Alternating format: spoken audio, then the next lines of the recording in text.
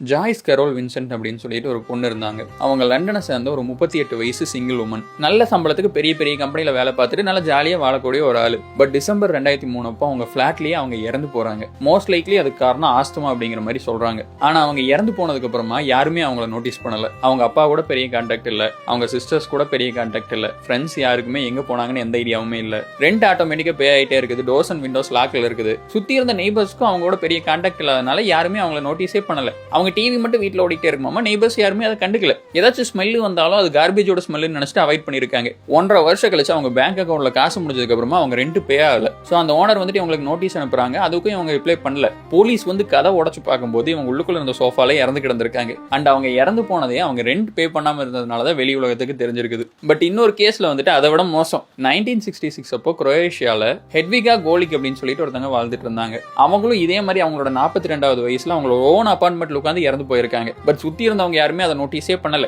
அடுத்த 40 வருஷத்துக்கு அவங்க எலும்புகள் எல்லாம் அவங்க வீட்டுக்குள்ளேயே இருந்திருக்கு. ஒரு சேர்ல உட்கார்ந்த மாதிரி பக்கத்துல ஒரு டீ கிளாஸோட. சுத்தி இருந்தவங்க எல்லாம் வந்துட்டு அவங்க இந்த வீட்டை விட்டு வெளியே எங்கேயோ போயிட்டாங்க போல அப்படின்னு சொல்லி நினைச்சிருக்காங்க. தென் ஃபைனலி 2008 அப்போ கவர்மெண்ட் அந்த வீட்டை வேற ஒரு கப்பலுக்கு கொடுக்குறாங்க. அவங்க போய் வீட்டை திறந்து பார்க்கும்போது உள்ளுக்குள்ளே அவங்க எலும்பு கூட கிடந்திருக்கு. லோன்லினஸ் அப்படிங்கிறது எவ்வளவு மோசமான ஒரு விஷயம்னு பாருங்க. ஃப்ரெண்ட்ஸ், நீங்கள் ஒரு விஷயம் பண்ணும்போது எதுக்காக இந்த விஷயம் பண்ணுற, ஏன் காலையில் லேட்டாக எழுந்திருக்கிற, ஏன் இதை சாப்பிட்ற அப்படின்னு சொல்லிட்டு உங்கள்கிட்ட கேட்கறக்கு, உங்களை கண்ட்ரோல் பண்ணுறதுக்கு ஒரு ஆளுமே இல்லை அப்படின்னா அதை ஃப்ரீடம் அப்படின்னு சொல்லுவீங்களா, இல்லை லோன்லினஸ் அப்படின்னு சொல்லுவீங்களா?